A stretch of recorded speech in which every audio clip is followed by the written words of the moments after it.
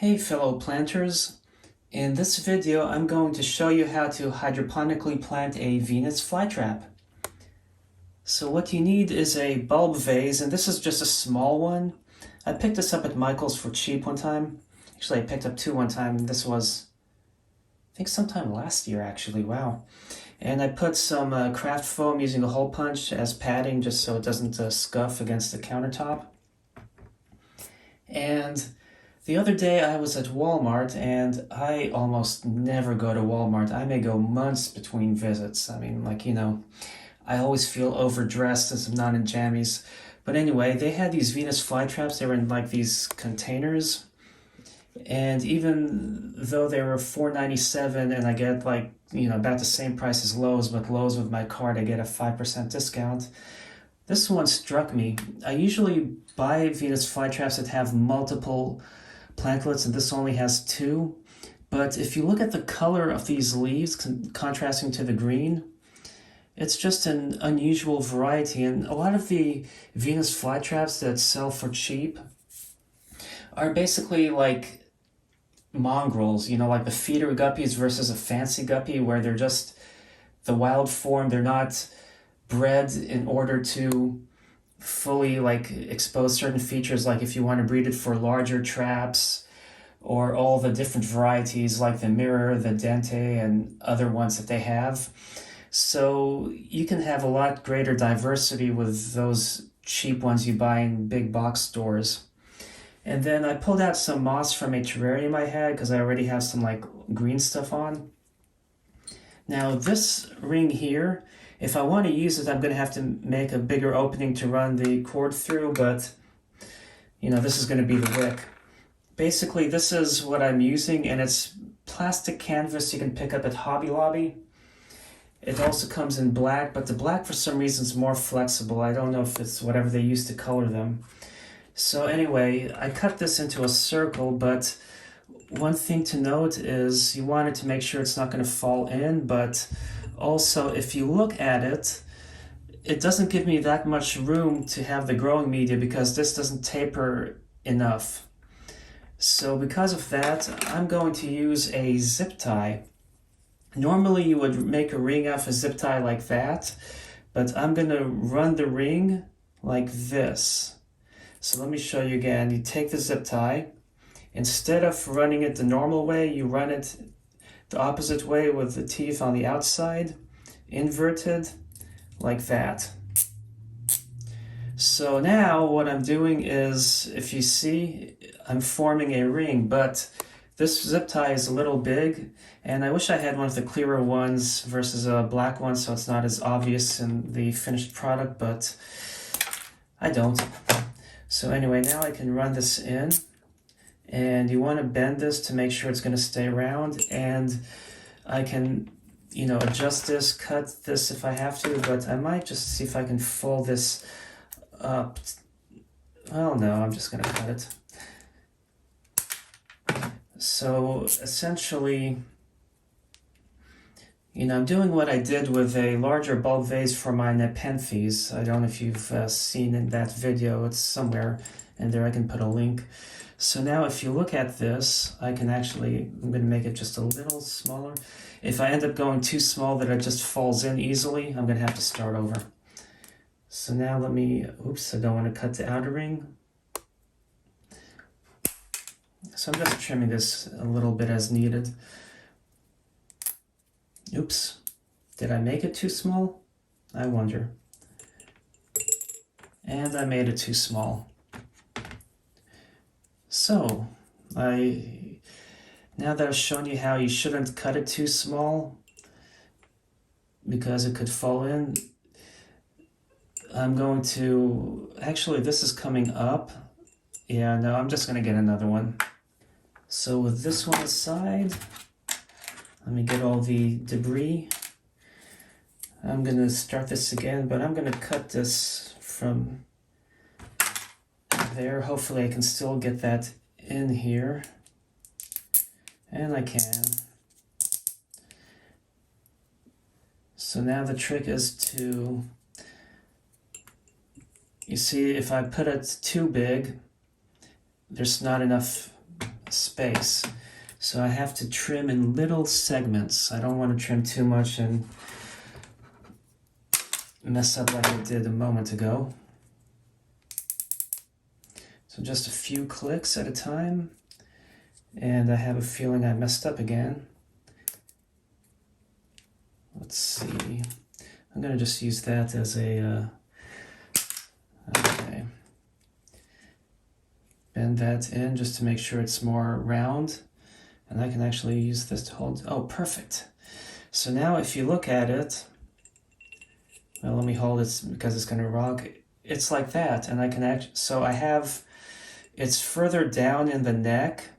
So I can put more growing media. You look at this distance here when it's level compared to this, because this, it's easier to get it too small and it falls in and stuff. So let's see, whoopsie. Anyway, you don't need a demonstration, do you? Well, I'll try to. So if you see like that, anyway, this can actually reach in further, but there's another advantage to this. But by all means, if you have a much larger container, these come in handy. You can always make a bigger opening to run the wick, depending on the thickness of the cord you're using as a wick. But with this one, the nice thing is, I put it in here, and this wick that I had pre-cut, see, it's long enough. And this wick is just left over from a macrame project I did. So now I have this, and basically I can have it hang on that. And it's a little long, so I'm gonna cut it. You know, even if I have this raised a little, it's still a little too long. I don't want to overcut like I overcut the, whatchamacallit, the zip tie, but you know, now if I look at this,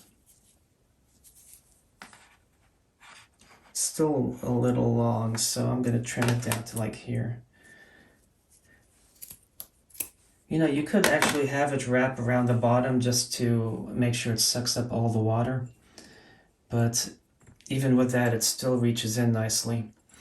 So now that I have this wick, I could always put something to as an extender to extend this up further, but you see now it won't fall in because it's caught on that loop. And now with all this peat moss, sphagnum moss, I don't know why there's so much debris in it, but I guess it depends where in the bog they're collecting it. And you see how I have some that came to life from this, so that's kind of nice. Actually, I'm going to put only a little bit to start. If some falls in, that's fine, you know, but it just looks unsightly. I'm just going to put a little bit underneath here, just to have the wick raised up to ensure water gets wicked up into the plant. I don't want to get my scissors dirty. Actually, I don't think I need the scissors anymore. I'll get them out the way. So now with the Venus flytrap, I'm going to actually use this to pull out. You see how it has a good root system. Wow, it's a nice one. You have all this peat moss, but you see what they do is they propagate them in a little plug. And then they stick it in here just to sell. So I can actually just keep it in that plug just so I don't do much damage to the roots. And I'm pulling out all these dead leaves because they're unsightly, and while I'm doing work on this, let me get that out of the way. And there we go. And I could actually separate these two plantlets.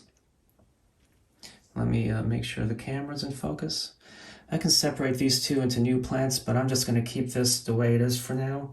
And these roots, you know, eventually will, wow, that's a nice root, will find their way down into the water, which is absolutely fine, you know. So I'm actually going to try and get some of the roots to go down in there from now.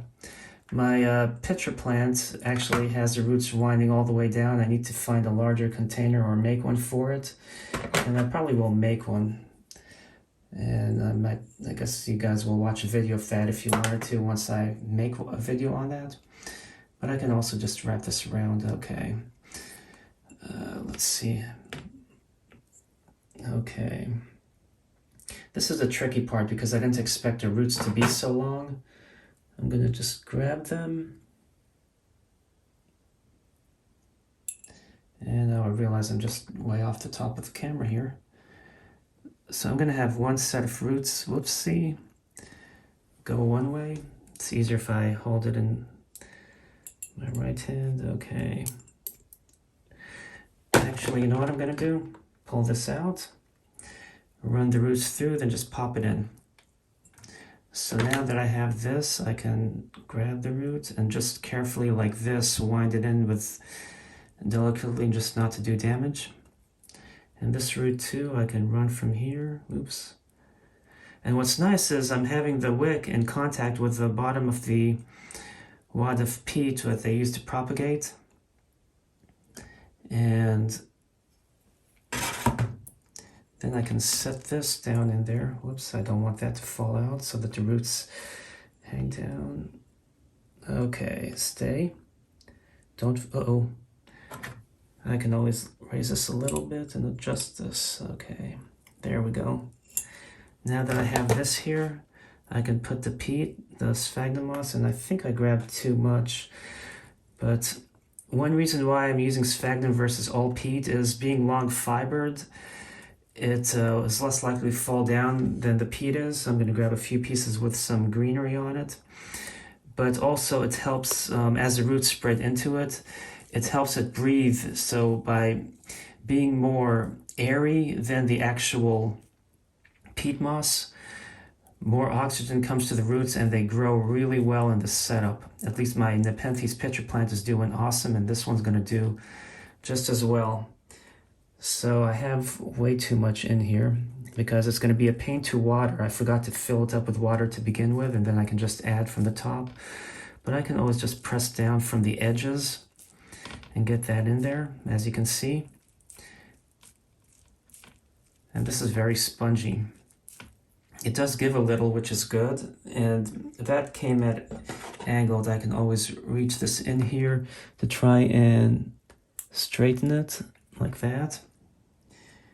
The other side's far in. I'm not going to be able to straighten this too well, but there we go. But I got it in further, so that's really good. Put some with a little more greenery just because it would be nice to have a nice green coat of sphagnum moss growing out of this. So that's all I need to do, and then water.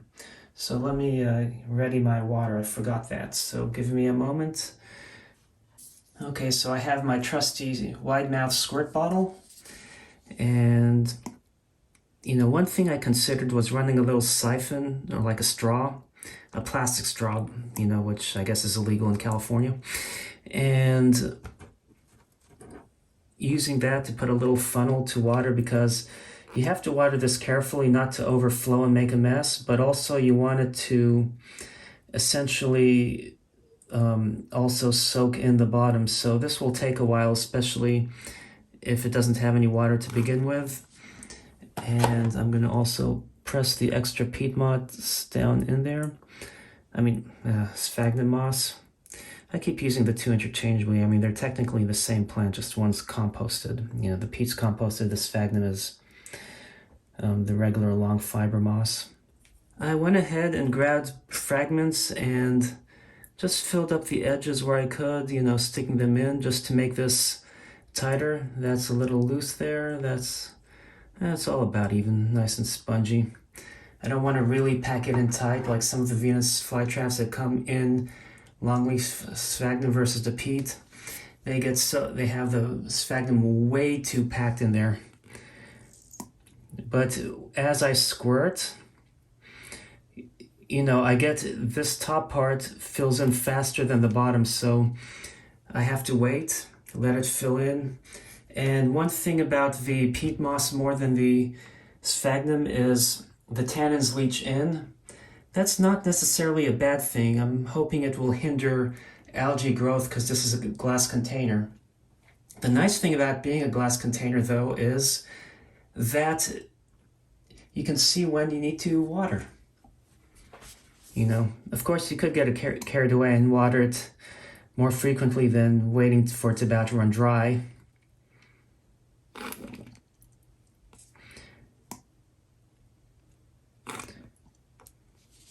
But that's all there is to it. So I'm going to keep trying to fill this up more and more as much as I can till I get to a good stopping point. But I hope you enjoyed this video, and I hope you're inspired to start planting your own in a hydroponic setup. Thanks for watching and happy planting.